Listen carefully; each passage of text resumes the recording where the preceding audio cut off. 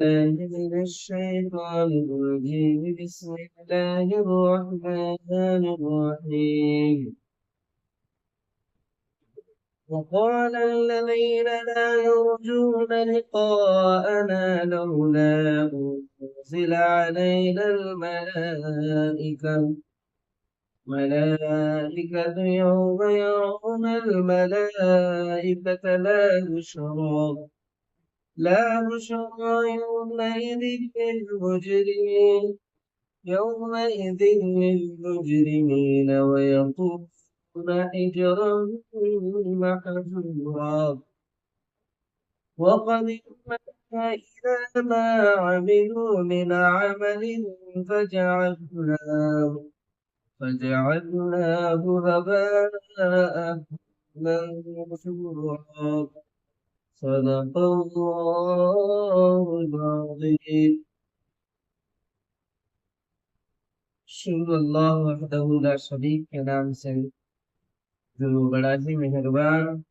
اور نہایت ہی رحم فرمانے والا ہے۔ اللہ جل وعلا اپنے کلام معزز سورۃ الفرقان آیت نمبر 21، 22، 23 جو ابھی میں نے آپ کے سامنے 3 آیتیں تلاوت کی، اس سے پہلے کی آیتیں جیسے آپ نے گزشتہ سماعت فرمایا تھا تفصیل سے، اللہ باری عزیزمہ نے ان مشرکوں کا جواب دیا تھا جو یہ کہا کرتے تھے کہ کیسا نبی ہے جو ہماری طرح بازاروں میں کھاتے پیتے ہیں، اور اگر ان کے لیے بجائے کھانے پینے کے اگر دوسرا بھی معاملہ اگر اللہ تبارک و تعالیٰ نبیوں کے ساتھ فرماتا تو تب بھی اعتراض ضرور کرتے، ان کو بس اعتراض کرنا تھا، اس کے علاوہ ان کا کوئی اور مقصد نہیں تھا۔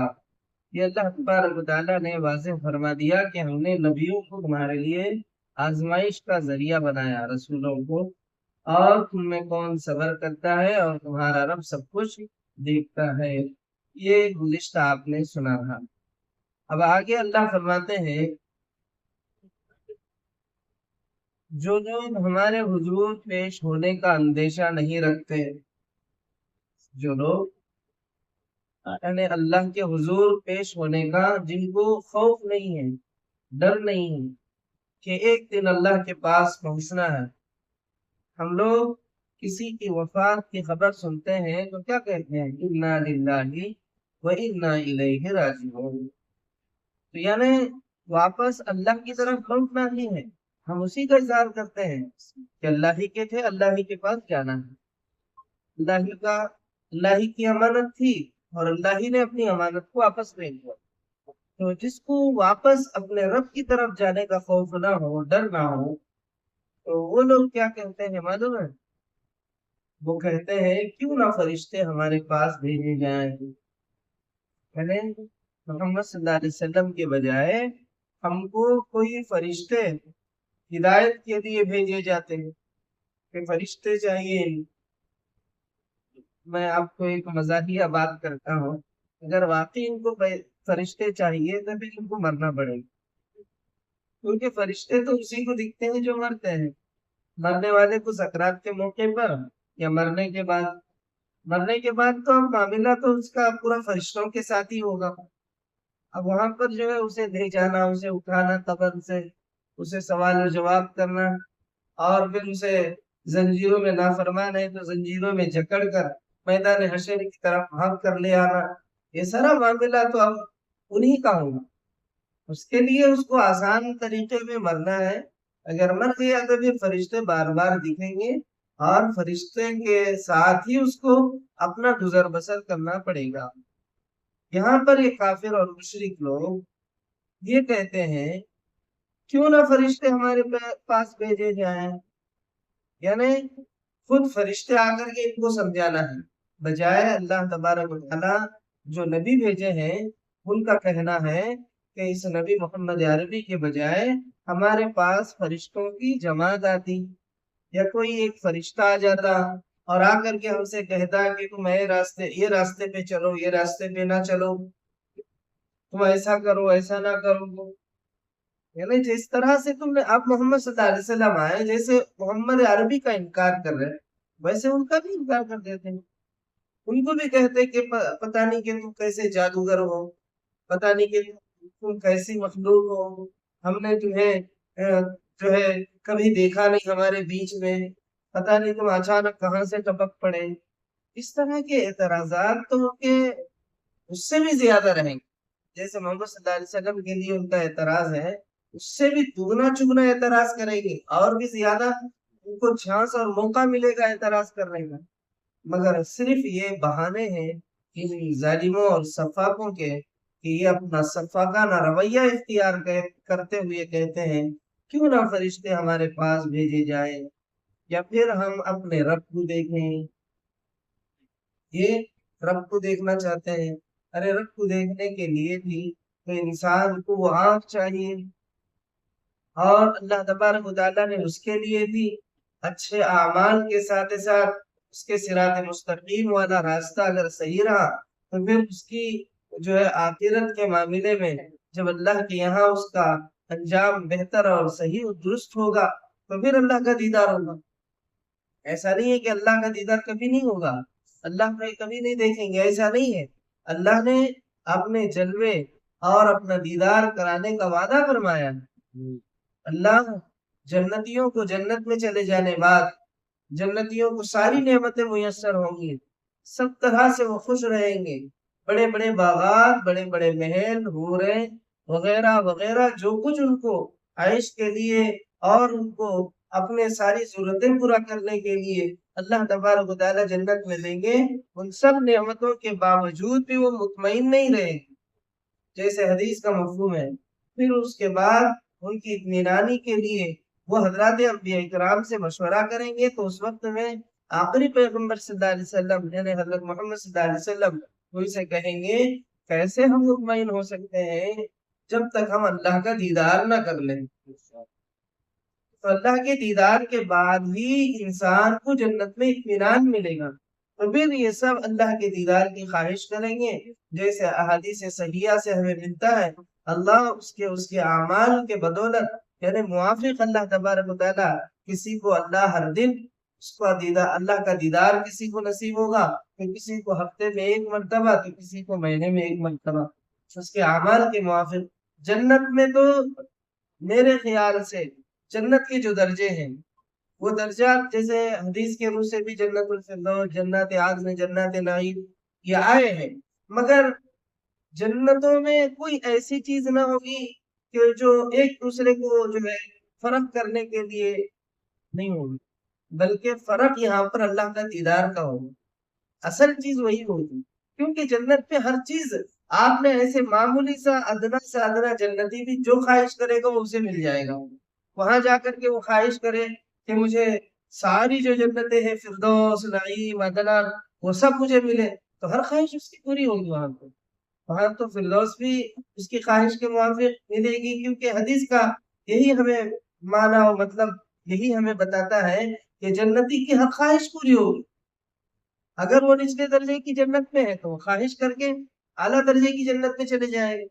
और जन्नत जन्नत में उसके जरूरियात और उसके ख्वाहिशात के पूरा करने के मामले में कोई फर्क नहीं रहेगा। फर्क का मामला आमाल के बदौलत अल्लाह के दीदार का होगा, वही असल है, यही असल चीज है। अब यहाँ पर ये लोग काफिर और मुशरिक कहते हैं कि हाँ फिर हम अपने रब को देखें, यहाँ पर अल्लाह को देखेंगे। हजरत मूसा अलैहिस्सलाम का वाकया मशहूर है। फलम्मा खर्र तवैन फलम्मा तजल्ला रब्बहु लिलजबल जअलहु दक्का व खर्र मूसा साइqa। हजरत मूसा अलैहिस्सलाम को अल्लाह तबारक व तआला ने अपनी तजल्लियात का जो अल्लाह तबारक व तआला ने मुजाहरा यानी कि हजरत मूसा अलैहिस्सलाम ने जब अल्लाह की तजल्लियात को देखा, तो फिर आप बेहोश होके गिर गए,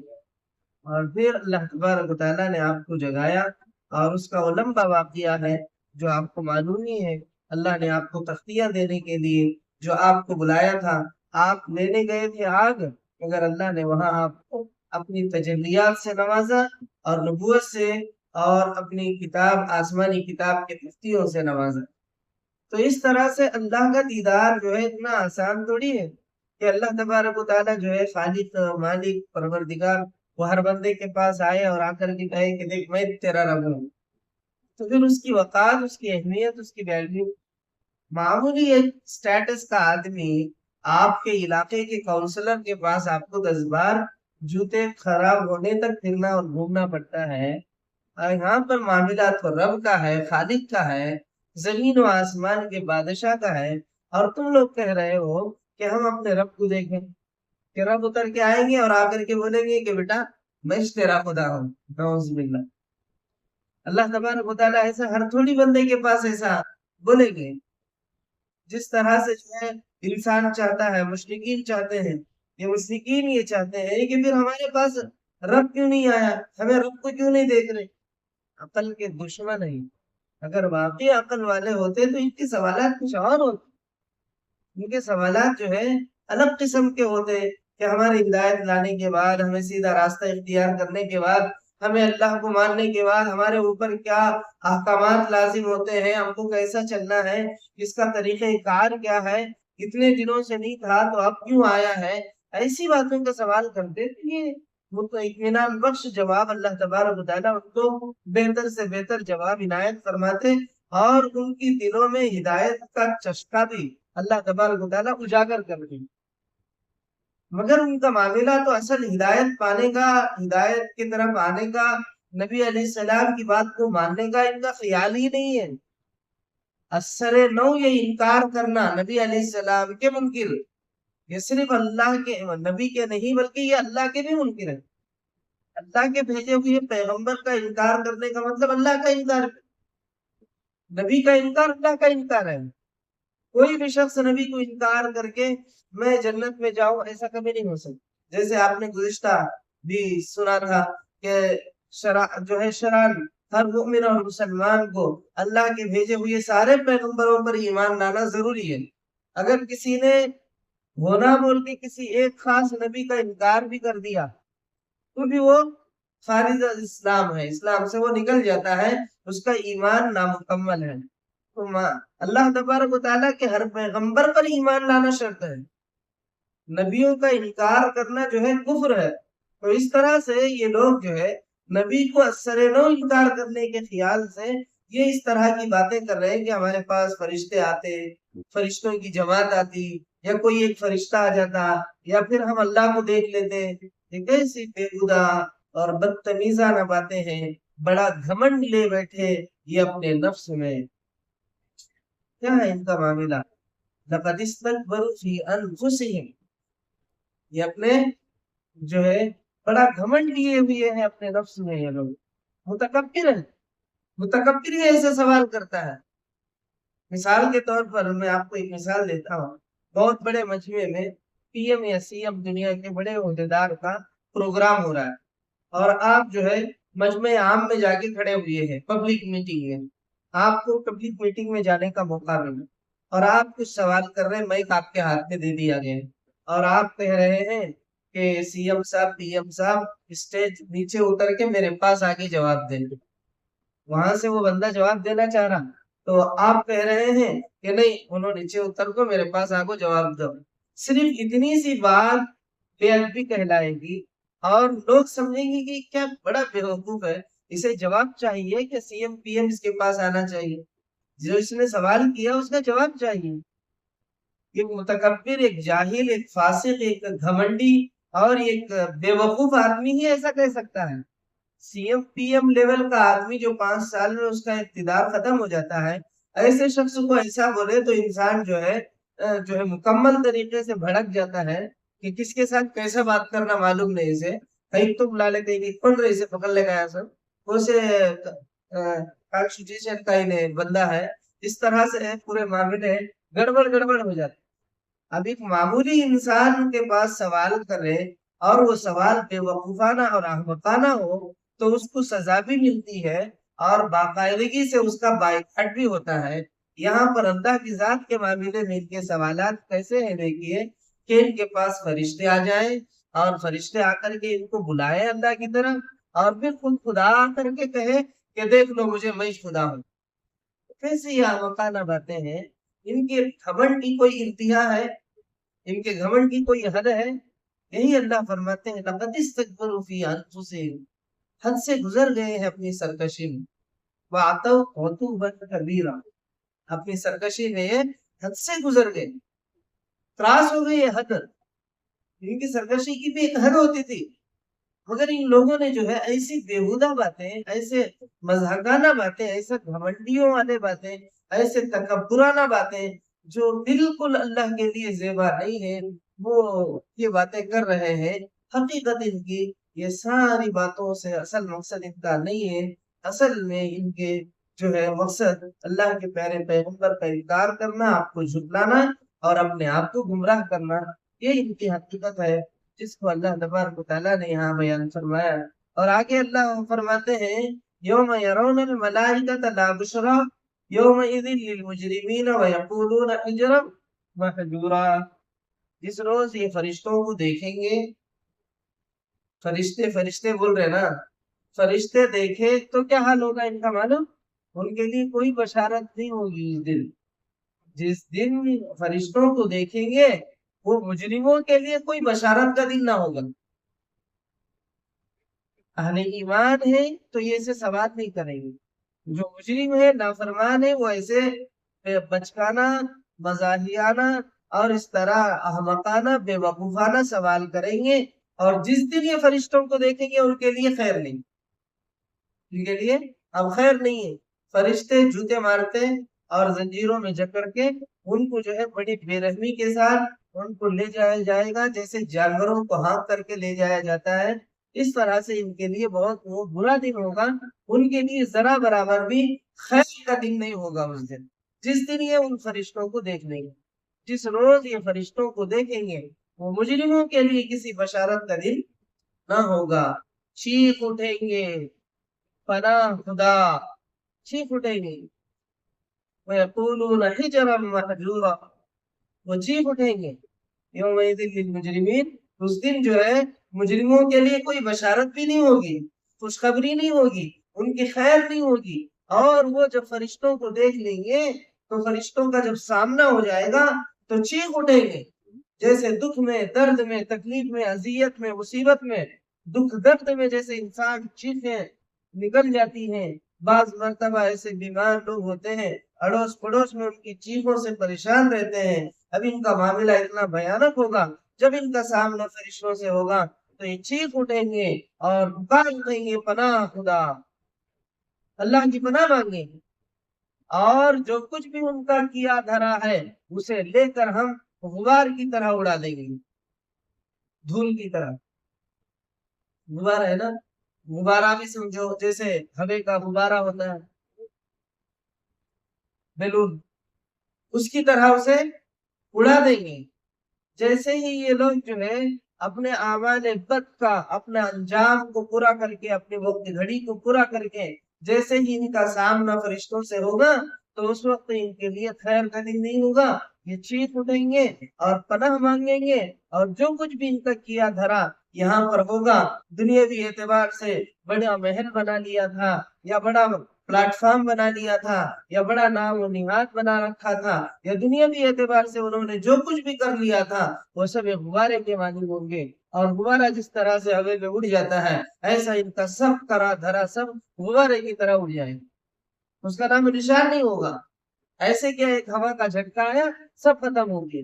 ایسا کیا ان کا سامنا فرشتوں سے ہو گیا سب معاملہ ختم، اب بس ڈیڈ باڈی پڑی ہوئی ہے، نہ اس میں حرکت ہے، نہ اس کے اوپر بیٹھے ہوئے مکھیوں کو ہانکنے کی طاقت ہے، بس سب کچھ ختم ہو گیا۔ اب یہ لوگ کہہ رہے ہیں کہ فرشتے کیوں نہیں دکھ رہے، اللہ کیوں نہیں آ رہا، اللہ کو بولو کہ ہمارے سامنے آ جائے، ہم اللہ کو دیکھ کے ایمان لائیں گے۔ دیکھے پھر تو تمہارا یہ حالت، دیکھو گے نا پھر تمہاری یہ حالت زار کتنی خطرناک، کتنی بھیانک ہوگی، غبارے کی طرح تمہارا کیا دھرا پورا ختم ہو جائے۔ یہ ہے جو آپ سماعت فرمائے ہیں، انشاءاللہ آئندہ کل میں آپ کی خدمت میں اگلی آیتوں کا ترجمہ اور تفہیم آپ کے سامنے عرض کروں۔ اللہ تبارک تعالیٰ سے دعا ہے پروردگار اپنے کرم سے، اپنے فضل سے ہمیں ایک توفیق عطا فرمائیے، ایک ہدایت عطا فرمائیے، اسلام کا بلوانا فرمائیے، مسلمانوں کی حفاظت فرمائیے، پروردگار گناہوں وباؤں پریشانیوں مصیبتوں حادثوں سے حفاظت فرمائیے، بیمار مسلمانوں کو صحت کاملہ عاجلہ مستقل بدائی عطا فرمائیے، اے اللہ اپنے روزگاروں کو حلال آسان برکت والی روزیاں عطا فرمائیے، اے اللہ خصوصاً جو مسلمان اے اللہ بی ایس سی میں بیٹھے ہیں ان سب کو اعلیٰ سے اعلیٰ نمبرات میں کامیاب فرما کر اے اللہ انہیں نوکریاں عطا فرمائیے۔ اس کے علاوہ جتنے بھی مسلمان بچے بچیاں نوکریوں کے متلاشی ہیں، ذریعہ معاش کے لیے پریشان ہیں، ان سب کے لیے حلال روزیوں کا راستہ مہیا فرما، آسان فرما، اپنے فضل کا اپنے کرم کا معاملہ فرما، دعاؤں کو قبول فرما، آمین وآخر دعوانا